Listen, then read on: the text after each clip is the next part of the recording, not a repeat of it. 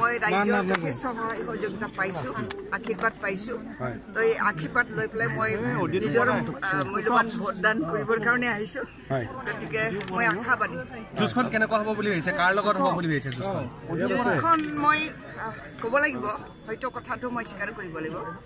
যুঁজখন উৰ্খাওগ্ৰা ব্ৰহ্ম আৰু নৱশৰণীয়া এই দুইগৰাকীৰ লগত মোৰ যুঁজ হ'ব। মইতো হিচাপ কৰা নাই, কিন্তু ডিফাৰেন্সটো বহুত থাকিব। কি ধৰণৰ ভোটাৰ সেৱাৰ আপোনালোকক মানে আকৃষ্ট হ'ব? ভোটাৰৰ ইছ্যু কি হ'ব? ভোটাৰৰ ইছ্যুটো উন্নয়ন, আমাৰ একো নাই, বেলেগ একো নাই।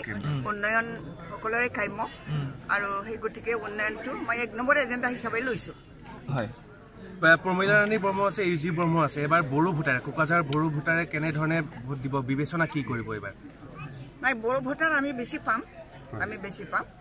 প্ৰথম অৱস্থাত বেলেগ আছিলে, কিন্তু পিছত আমি দেখা পাইছোঁ যে বড়ো ভোটাৰসকলে আমাৰ ফালে আগবাঢ়ি আহিছে। সংখ্যালঘু ভোটাৰো আছে, আৰু AIDF-ৰ সমৰ্থন আছে ব্ৰহ্মৰ প্ৰতি।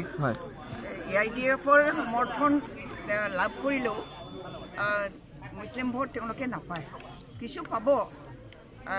বদৰুদ্দিন আজমলক ভাল পোৱা মানুহ কিছুমান থাকিব পাৰে, মানে যিকোনো প্ৰকাৰে তেওঁক মানে সমৰ্থন দিয়া তেনেকুৱা ধৰণৰ কমিটেড মানুহ থাকিব পাৰে, তেওঁলোকে ভোট দিব পাৰে। মানে পাৰ্চেণ্টেজ যদি আমি চাবলৈ যাওঁ, কিমান পাৰ্চেণ্ট আপুনি আশা কৰিছে বা কিহৰ? কোকৰাঝাৰত বিশেষকৈ হয়, মই মিনিমাম 60% পাম। 60% মিনিমাম, এইটো মিনিমাম আৰু তাৰ তলত নাযায়। আপুনি ক'ত ঘূৰিব আজি?